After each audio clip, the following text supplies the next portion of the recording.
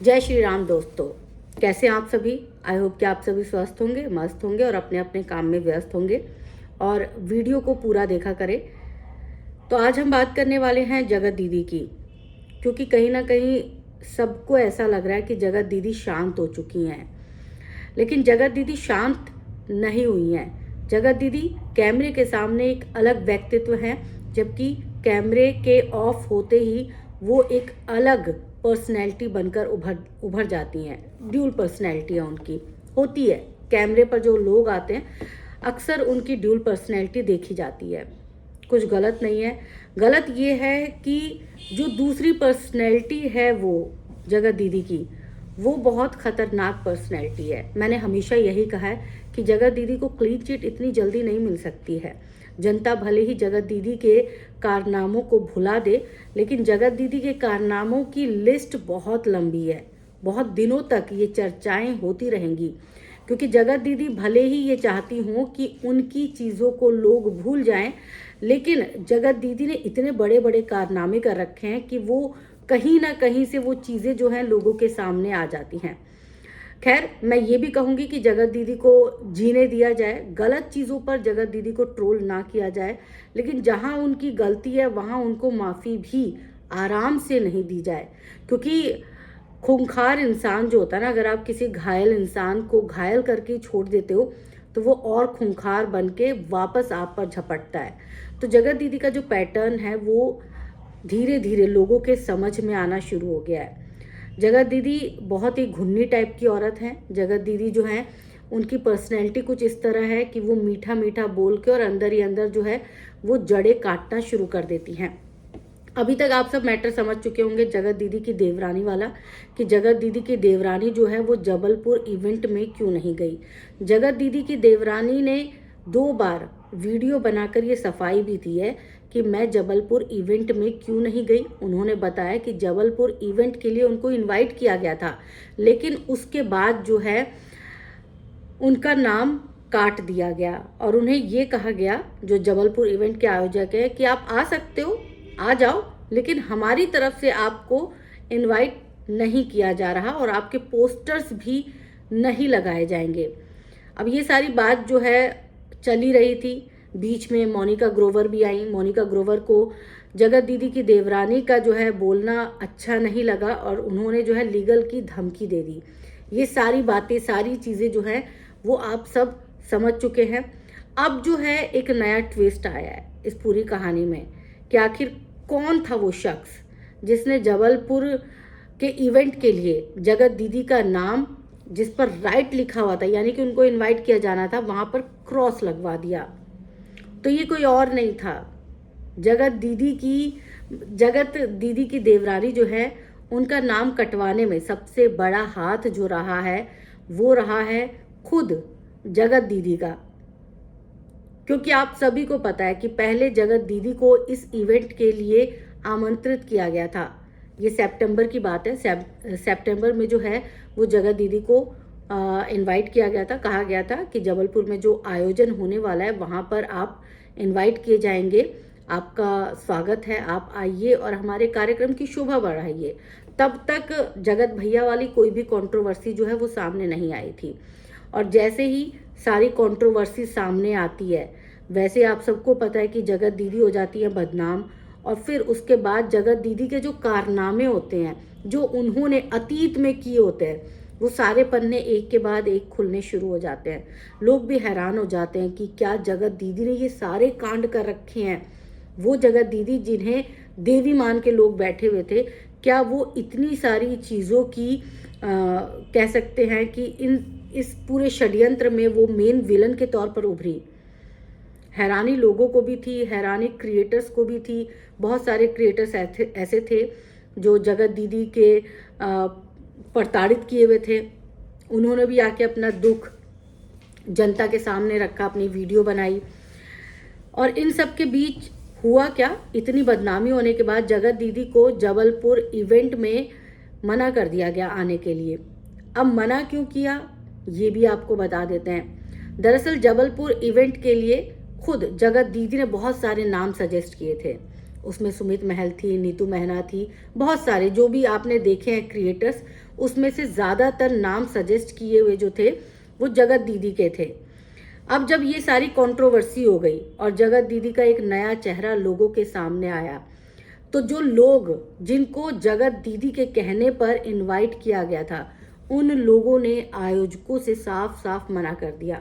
उन्होंने कहा कि अगर जगत दीदी आती हैं इवेंट में तो हम नहीं आएंगे। अब ऐसे में जो आयोजक थे उन पर प्रेशर पड़ना लाजमी सी बात है, क्योंकि एक अकेले को बुला के तो इवेंट सफल नहीं हो सकता था। इवेंट्स को सफल भी बनाना था और अपनी साख भी बचानी थी। तो ऐसे में आयोजकों को डिसीजन लेना पड़ा और उन्हें इनकार करना पड़ा जगत दीदी को। अब भले ही जगत दीदी ये बोले कि नहीं नहीं, मुझे इनकार नहीं किया गया, मुझे तो इनवाइट किया गया था, मेरे पास वक्त नहीं था, मेरे अपने कुछ काम थे, मुझे अपना मतलब कहीं जाना था। तो आप सब देख चुके हो कि जगत दीदी कहीं पर भी नहीं गई थी। जगत दीदी उस दिन 10 जनवरी को जो है बहुत सुकून में थी, बहुत आराम से अपने घर पर बिता रही थी। यानी कि ले दे के जगत दीदी ने यहाँ पर भी झूठ बोला था अपने उन फैंस को, जो फैंस इन पर बहुत विश्वास करते हैं, बहुत ट्रस्ट करते हैं, उनसे ये लगातार झूठ बोलती हुई आ रही हैं। तो इस तरह जगत दीदी का जबलपुर वाला इवेंट का पत्ता तो कट गया। अब जगत दीदी की देवरानी को भी इवेंट में बुलाया गया। जगत दीदी को जैसे ही पता चला कि अरे उसको भी इवेंट में बुलाया गया, कंचन तिवारी को, मेरी देवरानी को, जिस इवेंट से मेरा पत्ता काट दिया गया, उस इवेंट में मेरी देवरानी जाएगी। क्योंकि आप सब जानते हैं कि जगत दीदी में ईगो कूट कूट कर भरा हुआ है। तो जगत दीदी ने कह के आयोजकों से फोन करके बकायदा अपनी देवरानी का भी पत्ता कटवा दिया। क्योंकि अगर जगत दीदी इवेंट में नहीं जाती और उनकी देवरानी चली जाती तो इस बात का और भी बतंगड़ बनता। ये बात जगत दीदी से हजम नहीं हो रही थी कि मैं जहां नहीं जाऊंगी, जहां से मुझे इनकार कर दिया गया, वहां पर वो कैसे चली जाएगी। तो इस तरह जगत दीदी ने जो है आयोजकों को फोन किया और प्रेशर बनाया कि उसका नाम काटो।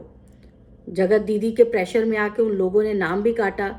और कुछ प्रेशर्स जो थे वो क्रिएटर्स के थे, मोनिका ग्रोवर के थे, बहुत सारे जो क्रिएटर्स थे वो भी ये नहीं चाहते थे कि जगत दीदी की देवरानी जो है वो इवेंट में आए। इसलिए नहीं कि जगत दीदी की देवरानी जो है जगत दीदी जैसा ही माइंड रखती है, वो भी साजिश करता है, वो भी जो है लोगों को परेशान करेंगी। सिर्फ इसलिए कि जगत दीदी की देवरानी के साथ अगर वो घुल मिल गए, जगत दीदी की देवरानी के साथ अगर उन्होंने वीडियोस बना लिया, जगत दीदी की देवरानी के साथ अगर उन्होंने शॉर्ट्स बना लिए तो बवाल हो जाएगा। उन सब क्रिएटर्स की खटिया खड़ी कर देंगी जगत दीदी, बोल बोल के, कह कह के, बद्दुआएं दे दे के उन सब का जीना हराम कर देती। इसीलिए वो क्रिएटर्स खुद भी नहीं चाहते थे कि जगत दीदी की देवरानी आए। क्योंकि जगत दीदी की देवरानी अगर इवेंट में आती तो जाहिर सी बात है तस्वीरों में भी नज़र आती, वीडियो में भी नज़र आती, वीडियोस भी बनाती, ब्लॉगिंग भी करती। तो ये सारी चीज़ें जो हैं ऐसा नहीं था कि छुपाई जा सकती थी, ये सारी चीज़ें तो सामने आनी थी। और जब सामने आती तो एक नया बवाल जगत दीदी की देवरानी के लिए भी खड़ा हो जाता और साथ ही साथ बहुत सारे क्रिएटर्स के लिए भी खड़ा हो जाता। तो ऐसे में हर तरफ से लोग यही सोच रहे थे कि जगत दीदी की देवरानी ना पहुंचे, जबकि जबलपुर में इवेंट हुआ था और जबलपुर में ही जगत दीदी की देवरानी भी रहती है। तो बड़ा आसान था जगत दीदी की देवरानी के लिए उस इवेंट में पहुंचना। और जगत दीदी की देवरानी काफ़ी एक्साइटेड भी थी इवेंट में जाने के लिए, लेकिन ऐन मौके पर जगत दीदी की देवरानी को मना कर दिया गया।